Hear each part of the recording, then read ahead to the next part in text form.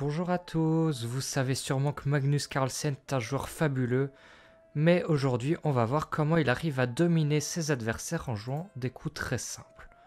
Donc j'ai choisi cette partie parce qu'il avait seulement 14 ans et pourtant il était déjà très fort, il a battu un grand maître dans cette partie en une vingtaine de coups. Il a commencé par le coup D4, son adversaire a fait cavalier F6, il prend le centre, c'est le même effet que de prendre le centre avec D5. Il choisit plutôt cavalier F6, C4, E6, cavalier C3 et son adversaire a choisi fou B4. L'idée de fou B4, c'est de pas tout de suite jouer D5 pour se laisser la possibilité de parfois plutôt jouer avec C5. Ok, fou B4, Magnus Carlsen a choisi dame C2. Ça laisse aussi l'idée d'attaquer le centre avec E4. Donc les noirs auraient pu jouer sur ce coup-ci D5, mais ils ont choisi de plutôt faire C5, avec l'idée d'aller échanger un pion de l'aile contre un pion du centre. Magnus Carlsen l'a pris, fou prend C5, cavalier F3, il a fait dame B6, il attaque le pion en F2, Carlsen a fait E3, dame C7, il se recule parce que maintenant cette dame n'a plus grand chose à faire sur cette diagonale qui est bouchée. Il a fait dame C7 et là Carlsen a choisi le coup B3 qui a été joué pour la première fois dans cette partie. B3, est-ce que c'est un bon coup? On ne sait pas trop. D'un côté c'est un coup de pion donc ça ne développe pas de pièces, mais de l'autre c'est pour aller mettre ce fou sur la grande diagonale qui va attaquer le roi des noirs s'ils font petit roc. Ok, il y avait d'autres coups qui étaient possibles comme par exemple fou D2, A3. Et un coup que je voulais vous montrer, c'était G4, qui était assez intéressant. C'est pas vraiment un sacrifice de pion, parce que si les noirs prennent, il y aurait tour G1, H5, H3, et les blancs regagneraient le pion en G7. Donc c'était aussi un coup qui était jouable. Il a plutôt fait B3. Son adversaire a choisi le même plan, il a fait B6, pour aussi mettre son fou en B7 et avoir cette diagonale-là. Fou B2, fou B7. Et ici, Carlsen va déjà montrer sa maturité dans la partie. Il a fait cavalier B5 qui a un coup assez profond. Ça n'attaque pas juste la dame, bien sûr. Ça permet aussi de libérer la diagonale de ce fou qui, vous verrez, servira dans toute la partie. Si vous vous demandez, fou E2 était aussi possible pour juste aller se développer et rocker rapidement. Il a plutôt choisi cavalier B5. Son adversaire, il a la dame attaquée, il a fait dame D8. Et vous voyez que Carlsen, il a fait que des coussins depuis le début. Et pourtant, les noirs se retrouvent avec une dame qui a bougé 1, 2 et 3 fois. Il a gagné 3 temps de développement. Et ici, il n'a pas encore montré s'il a fait grand roc ou petit roc. Et justement, maintenant, il le choisit, il fait grand roc. Il met sa tour en face de la dame adverse. C'est un principe qu'on respecte souvent aux échecs. Les noirs ont fait petit roc. Et ici, ils sont déjà moins bien. Pourquoi ils sont moins bien? Parce qu'on voit que les pièces des blancs se dirigent vers le roi des noirs. Une grosse attaque se prépare. Un meilleur coup, ça aurait été plutôt ici de faire A6 pour attaquer le cavalier D6 et donner la paire de fous. Et après de jouer un coup comme cavalier E4 pour essayer de ramener ses pièces vers le centre un peu plus activement.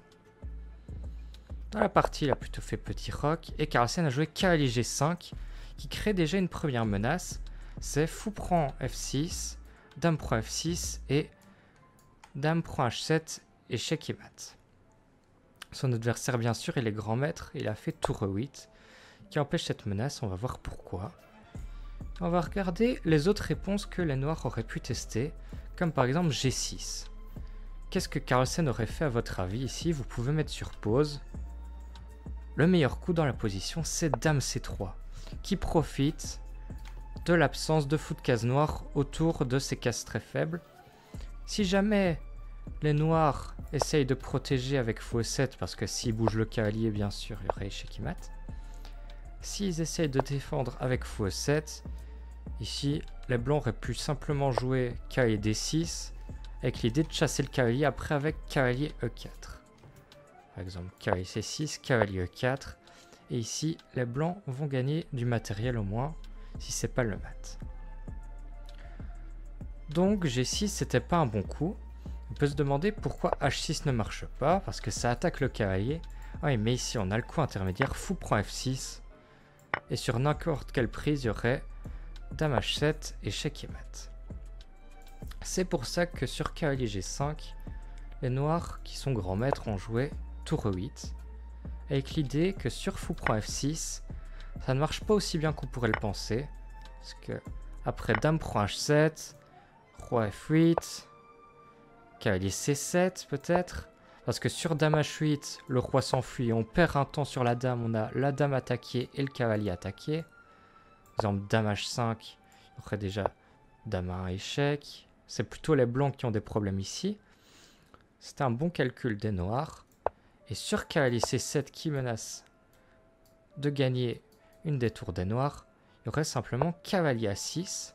Et si on gagne une des tours, fou A3, roi B1 et Dame B2, échec et mat. Si on part de l'autre côté, c'est la même chose. Il y aurait Dame B2 et on va se faire mater aussi dans les coups qui arrivent. Donc fou prend F6 ne marchait pas. Et ça, Carlsen l'a bien vu. Il joue des coups très simples. Il va continuer son attaque avec H4. Et ici, son adversaire a fait E5. Pourquoi il a fait E5? Pour essayer de boucher cette diagonale qui était très forte pour les pièces blanches. Mais le problème de ce coup-là, c'est qu'après, ça crée aussi des faiblesses sur les cases blanches qui ne sont plus protégées par le pion qui est en E6. Ok. Carlsen a fait cavalier D6. Il attaque la tour en E8, donc son adversaire a pris. Il gagne la paire de fous. Encore une fois, il respecte les principes de base. Tour prend D6. H6. Le cavalier de Carlsen est attaqué. Et Carlsen ici va trouver la dernière tactique qui plie la partie. Il a joué Dame F5. Comme je vous le disais, le pion E6 qui est parti crée des faiblesses sur les cases blanches. Et Carlsen en profite juste après avec Dame F5. Les noirs ne peuvent pas vraiment prendre le cavalier parce qu'après H prend G5, le cavalier est attaqué. Et s'il bouge, on va réussir à aller gagner du matériel parce que le roi est trop faible. Juste une petite variante. Ça serait ici Dame F5. Et après tour H7. Et on va aller sacrifier la dame pour mater en H8. Ici, ils n'auraient pas pu prendre, sinon il y avait Dame prend F7. Et vous voyez qu'avec toutes les pièces en attaque, c'est Carlsen qui continue à jouer tout seul cette partie. Son adversaire n'a eu aucune chance. Donc cavalier G5, il peut pas vraiment prendre. Et son adversaire, il a plutôt choisi de faire cavalier C6.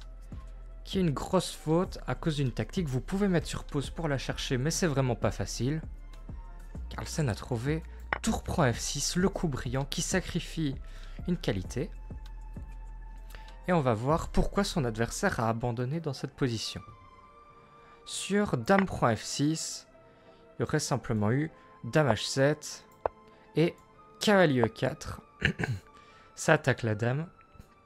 Et si la dame bouge, il y aura juste fou A3 et on va gagner la partie parce que on bloque une case de fuite du roi. Donc Dame prend F6 ne marchait pas. Qu'est-ce qui se passait sur G prend F6? Simplement Dame H7, Roi F8 et Dame prend F7. Et le dernier coup qu'on doit regarder avant de sacrifier comme ça, c'est qu'est-ce qui se passe sur la prise du cavalier?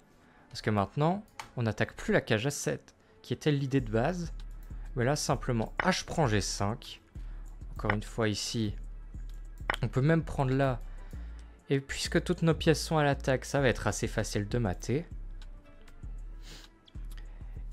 Et donc, sur la prise, ici, il n'y a vraiment plus rien à faire.